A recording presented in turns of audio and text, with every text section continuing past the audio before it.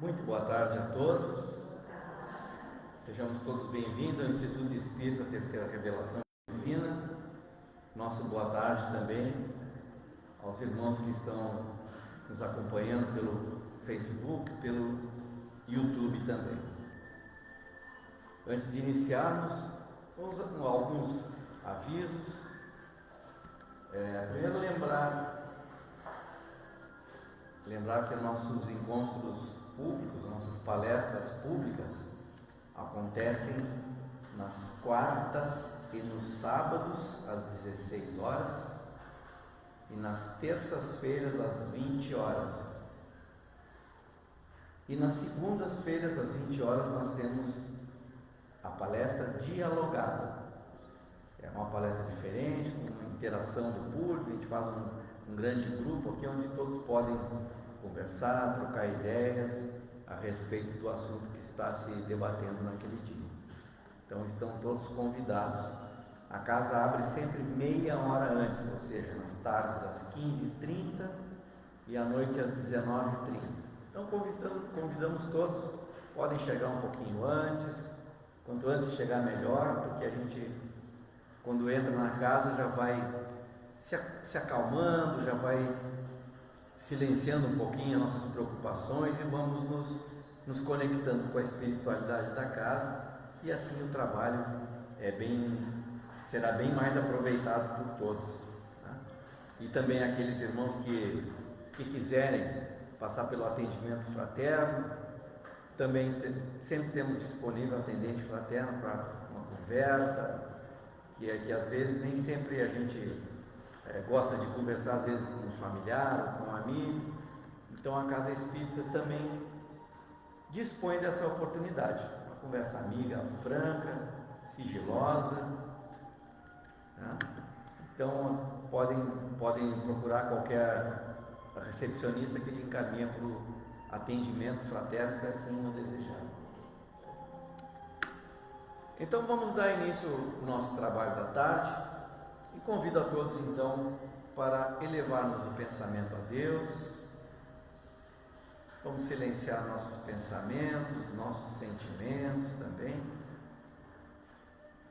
de forma que nós vamos nos deixarmos envolver por essa atmosfera que os benfeitores espirituais da casa já prepararam para nos esperar, para nos aguardar, e assim já também nos atender naquilo que viemos buscar na tarde de hoje.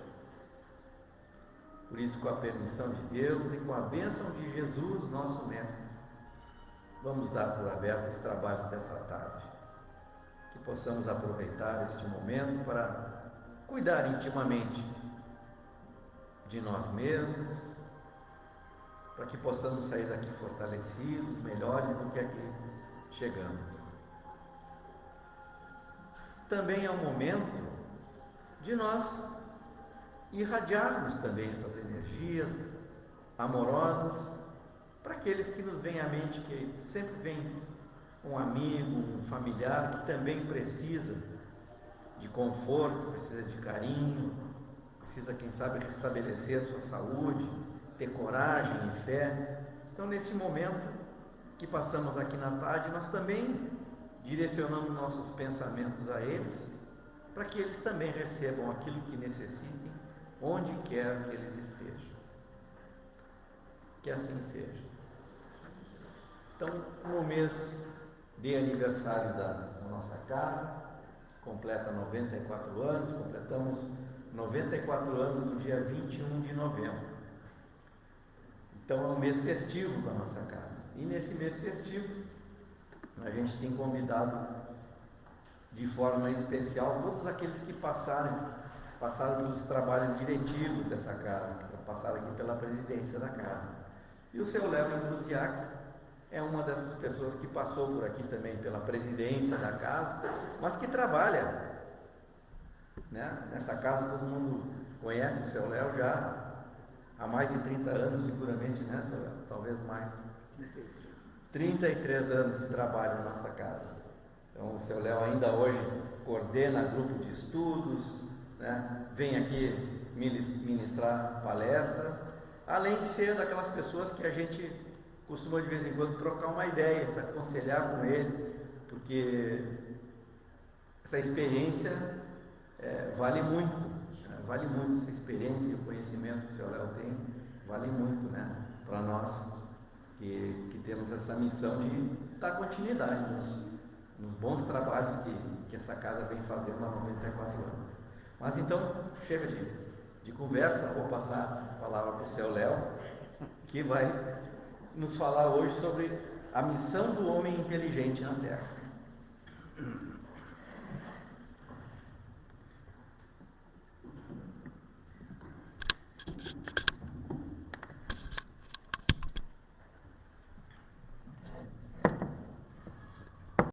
Boa tarde a todos.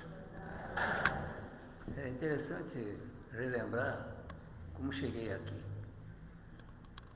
Eu não sou de berço espírita, mas desde os 6, 7 anos frequentei centro espírita.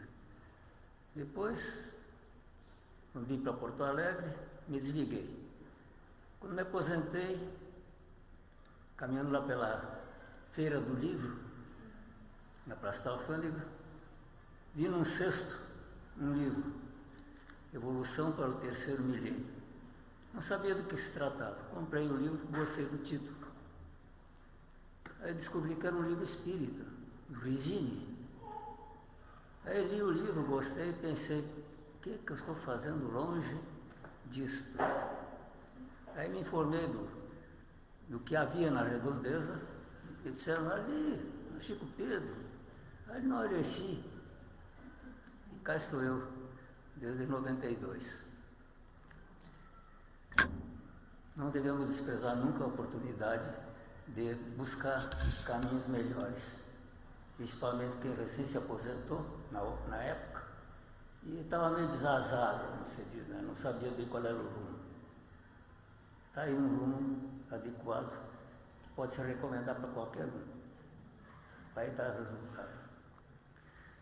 O nosso tema de hoje está consubstanciado no capítulo 7 do Evangelho segundo o Espiritismo e aborda uma das bem-aventuranças do celebrado Sermão da Montanha. Bem-aventurados os pobres de espírito, pois deles é o reino dos céus. E muita gente se divertia. Ora, bem-aventurados os pobres de espírito. Imaginavam pobres de espírito os ignorantes, como diz Kardec, né? Os desprovidos de conhecimento, os pequenos. E Kardec discorda. Pobres de espírito são os humildes, os simples, os pequenos. E reforça esse ponto de vista com outras citações de Jesus, também constantes desse capítulo, quando diz: aquele, portanto, que se humilhar e se tornar como uma criança, será o maior no reino dos céus. E tem mais, né? Aquele que quiser se tornar o maior, seja o vosso servo. E aquele que quiser ser o primeiro entre vós, seja o vosso escravo. Todo aquele que se eleva será rebaixado, e todo aquele que se abaixa será elevado.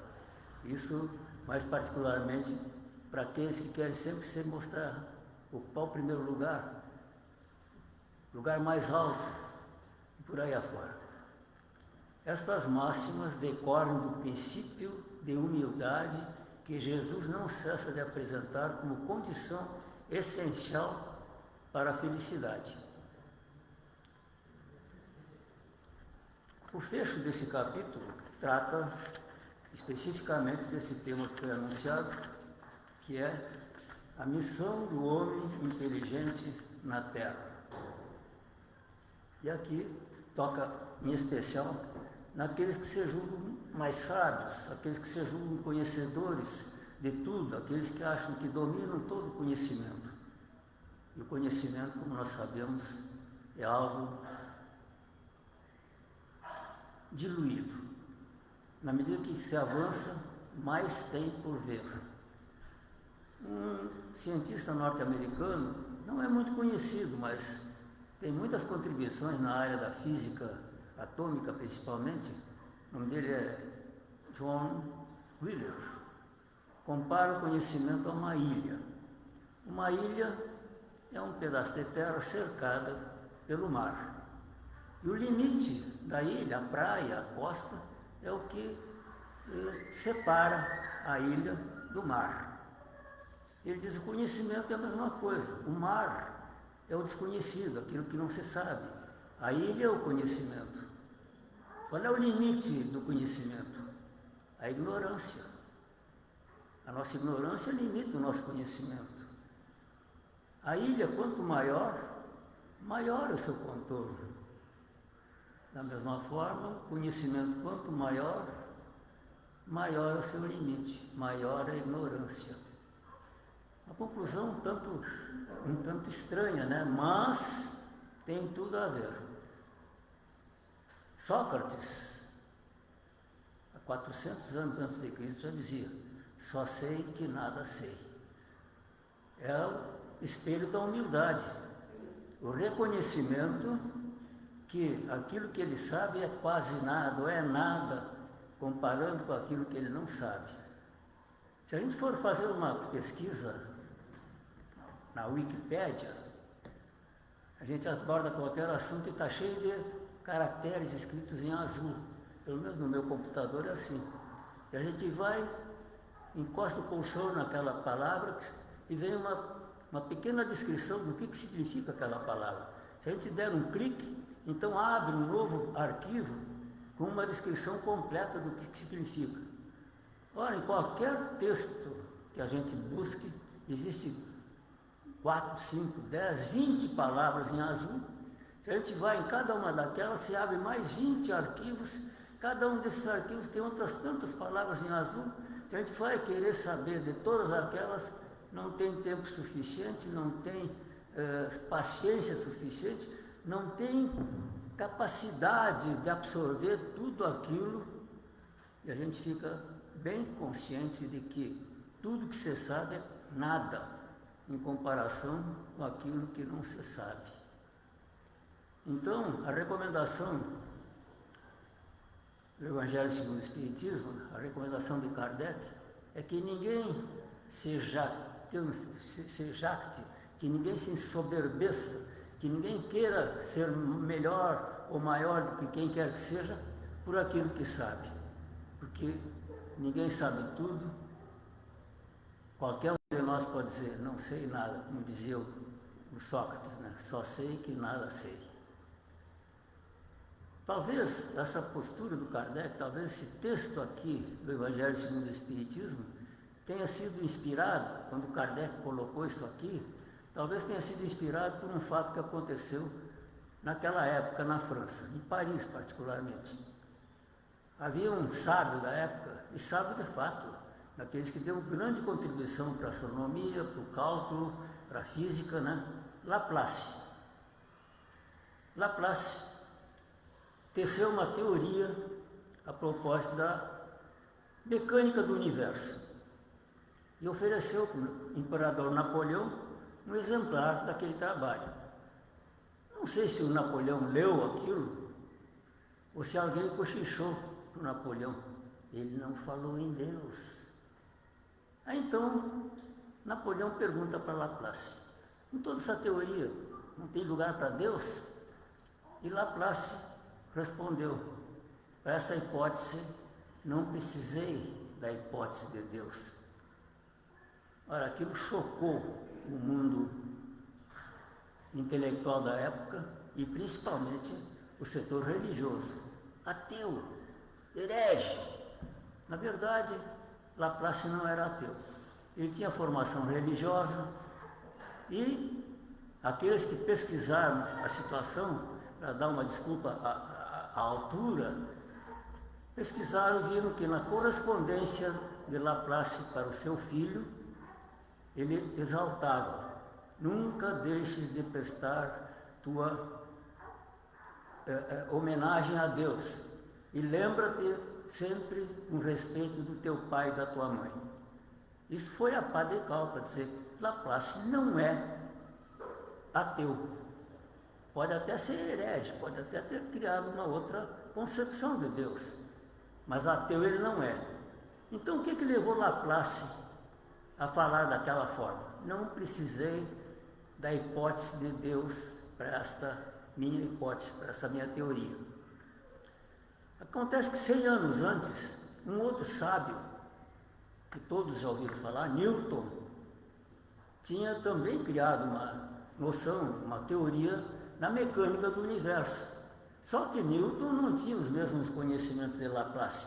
Em 100 anos, houve muitas contribuições de outros sábios que deram a Laplace maior campo de visão do problema.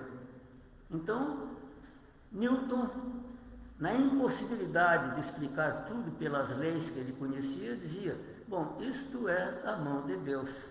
Tudo aquilo que eu não consigo explicar pela teoria, pela matemática, pela física que eu conheço, é a intervenção de Deus. Ora, Laplace dispunha de outros recursos. Então, o que Laplace quis dizer? Não, na minha teoria, simplesmente se baseia nas leis naturais. Não precisei recorrer a Deus. Mas se perguntasse, mas quem é o responsável pelas leis naturais? Quem é o responsável por essas forças que intervêm no processo, na mecânica do universo? Talvez ele dissesse, é Deus. Mas então vem aquela questão. Ele quis se sobrepor, ele quis dar uma resposta. Vejam que Newton era inglês, Laplace era francês. Ingleses e franceses nunca se acertaram, nunca se bicaram bem, né? Então, talvez fosse uma resposta assim para dar uma cutucada. Não, o inglês não sabia, eu sei. Ou então pode-se dizer, não, eu só lido com as leis naturais, eu não quero nada do sobrenatural, quando eu vou a Deus, é o sobrenatural. Bem, de qualquer forma, ele nunca negou a presença de Deus, mas fica bem claro, né, que ele deixou muito explícito que ele detinha todo o conhecimento e que depois daquilo não precisava procurar mais, que estava tudo respondido, não precisava nem apelar para Deus.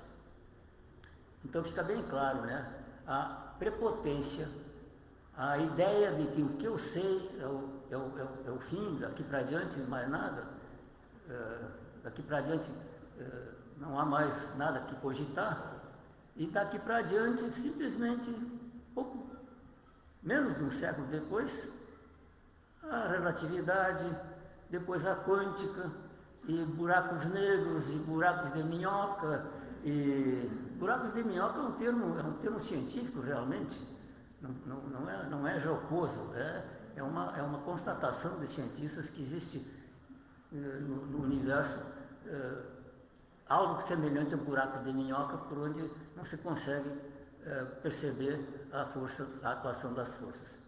E substância escura no universo, enfim, uma quantidade enorme de novas concepções do universo que deixam Laplace, como se diz vulgarmente, no chinelo. Não que as teorias de Laplace tenham sido superadas, mas não desmentidas. Um conhecimento novo sempre se faz em cima do conhecimento antigo.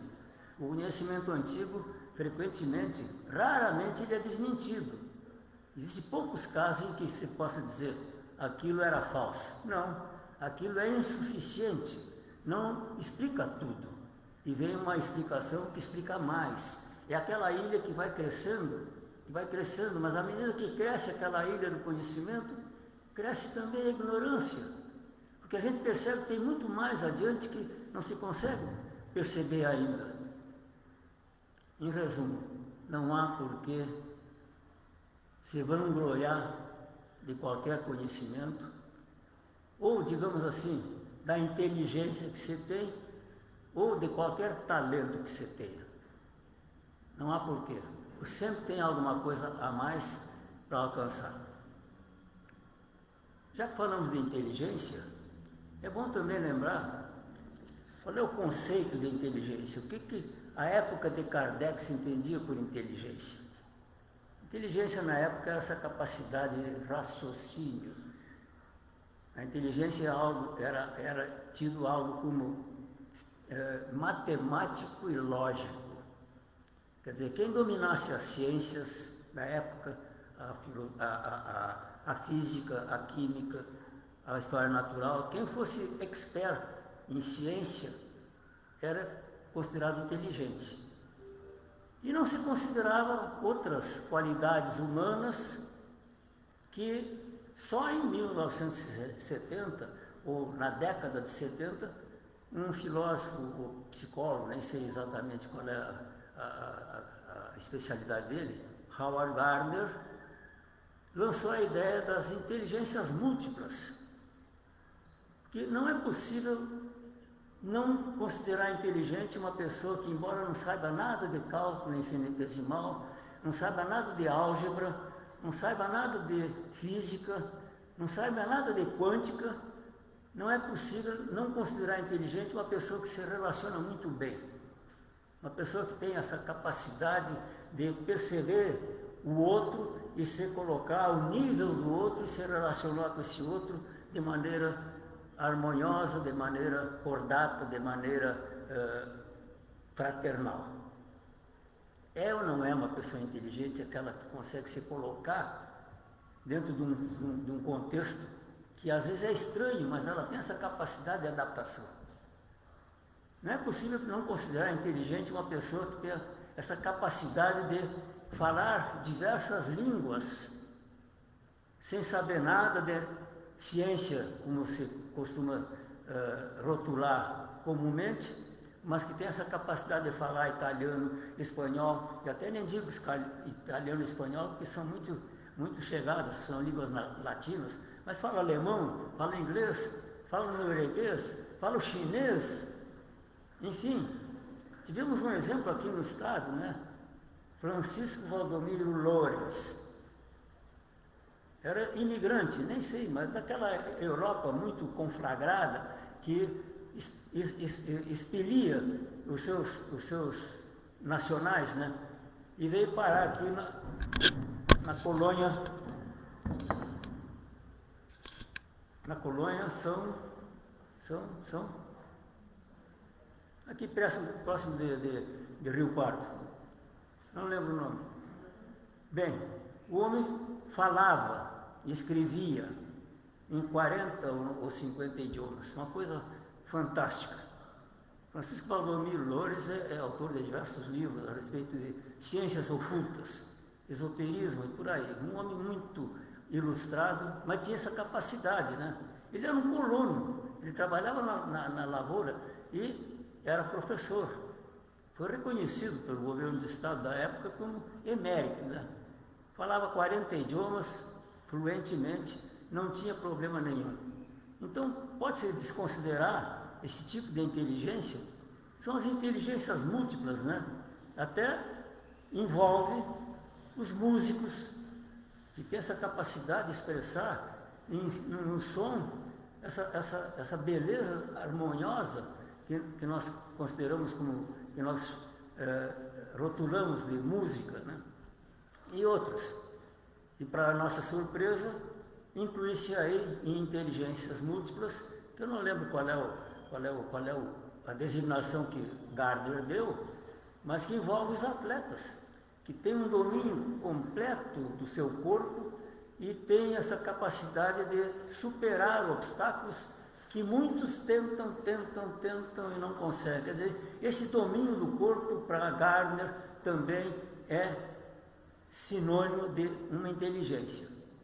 E por fim, já depois de Gardner, vem a consideração da inteligência emocional.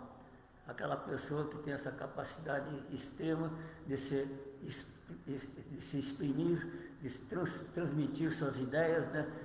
Essa capacidade imensa de se colocar a um nível mais alto, superar as dificuldades que existem no chão e ultrapassar esses limites humanos e se colocar num outro patamar. Essa inteligência emocional que hoje, nas próprias empresas, se considera que é essencial para um gestor, porque se formos confiar apenas na capacidade lógico-dedutiva, a matemática do indivíduo, o seu negócio pode se sofrer. Então ele tem que ter essa capacidade de se relacionar e perceber a pessoa, o seu ambiente, acima da mera percepção física, que é o que nos dá os nossos sentidos. Se colocar acima, e aí então a necessidade de desenvolvermos as nossas percepções extrasensoriais, a nossa intuição, a telepatia, a própria mediunidade, por que não? Como vamos nos inteirar com esse mundo espiritual que faz parte da humanidade? O Espiritismo trouxe para o mundo essa ampliação do que é humanidade. A humanidade não é restrito ao que você vê aqui, envolve todo esse mundo espiritual que nos rodeia, mas muito mais. Todos esses mundos habitados, que hoje na ciência ainda é uma especulação, mas que no Espiritismo já é uma certeza. Tudo isto vem de encontro a esse novo conceito de inteligência que corresponde aos talentos que cada um tem. E aí então vem uma outra fala de Jesus: tudo que eu faço, podeis fazer também. Todos têm talentos, uns mais, outros menos. Uns, a inteligência correspondente a esse talento se manifesta de uma forma, noutros se manifesta de outra forma, mas todos têm talento e, portanto, todos são homens inteligentes. Então, essa responsabilidade do homem, da missão do homem inteligente na Terra, não fica restrita aos sabichões, é uma responsabilidade de todos nós. E que responsabilidade é essa? Nunca nos vangloriarmos do talento que eventualmente tenhamos.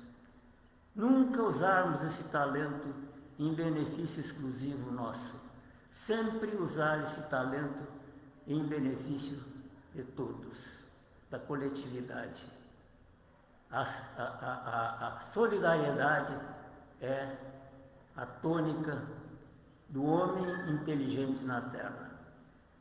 Como todos têm talentos, como todos são inteligentes, a solidariedade é a missão de todos na Terra.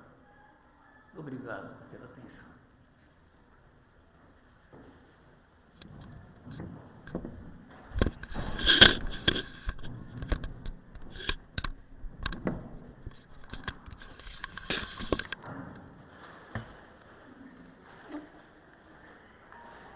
Então, muito obrigado ao seu Léo por trazer esse assunto de forma bastante esclarecedora, que nós todos então possamos usar nossos talentos, a nossa inteligência, é o que nos difere dos animais, né?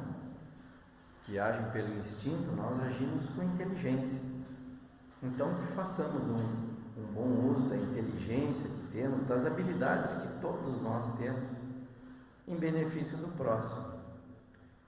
E no trabalho aqui na Casa Espírita também, né? Às vezes as pessoas pensam, mas queria trabalhar na Casa Espírita, queria ajudar, mas eu não sei como. Nos procurem que a gente com certeza vai achar um trabalho para cada um daqueles que queiram vir nos ajudar. Precisamos muito de pessoas que queiram nos ajudar, que queiram trabalhar pelo outro, como bem disse o seu Léo. E assim, ajudando o outro, a gente está ajudando também a nós mesmos.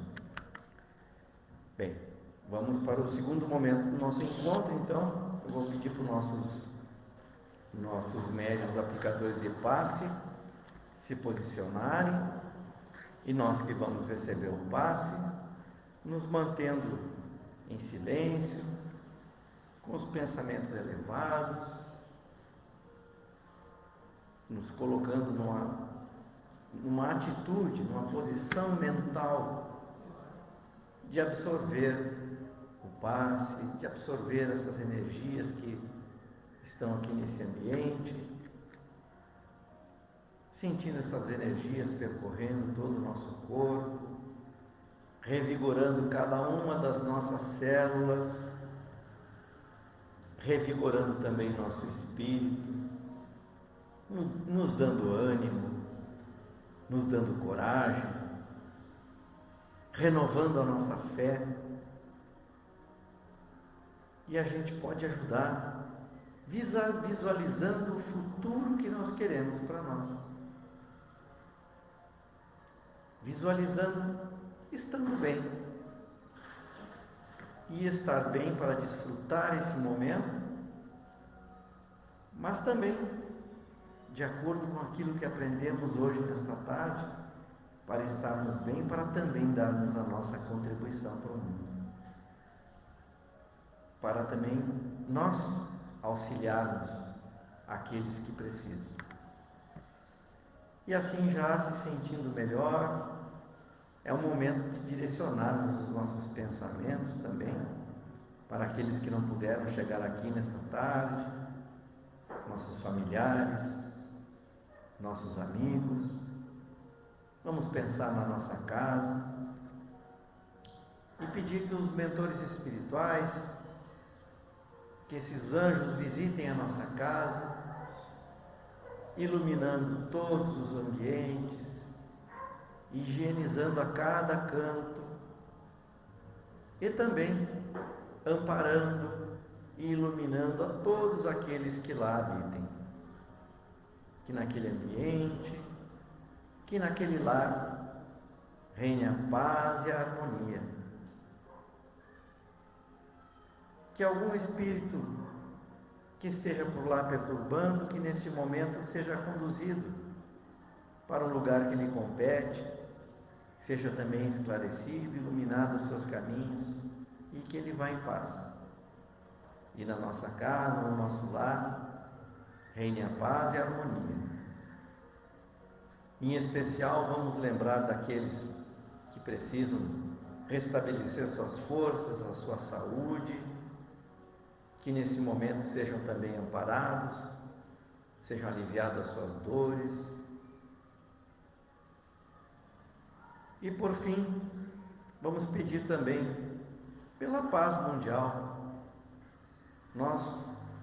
Que nós saibamos construir a nossa paz interior, que nós possamos dar a nossa contribuição para a paz ao nosso redor e que todos os governantes de todas as nações também sejam amparados pelos espíritos de luz, para que tomem decisões sábias, decisões que propiciem acabar com toda a guerra, com todo o conflito que há no mundo. E assim esse planeta se desenvolva, cresça e evolua, assim que é o desejo de todos nós e aquilo que Deus quer também, mas que possamos todos fazer então a nossa parte para que isso se concretize e possamos viver como verdadeiros irmãos, todos da mesma família que somos. Assim, Pai, te agradecemos por tudo que desfrutamos nessa tarde e que possamos retornar agora aos nossos lares em paz, em harmonia e segurança. Que assim seja. Assim damos por encerrados os trabalhos, desejamos a todos uma boa tarde e esperamos vê-los em breve no próximo sábado, onde teremos aqui uma palestra e o lançamento da nossa irmã Janete, do novo livro da Janete, onde ela vai dar inclusive uma sessão de autógrafos aqui. Então estão todos convidados. Uma boa tarde a todos.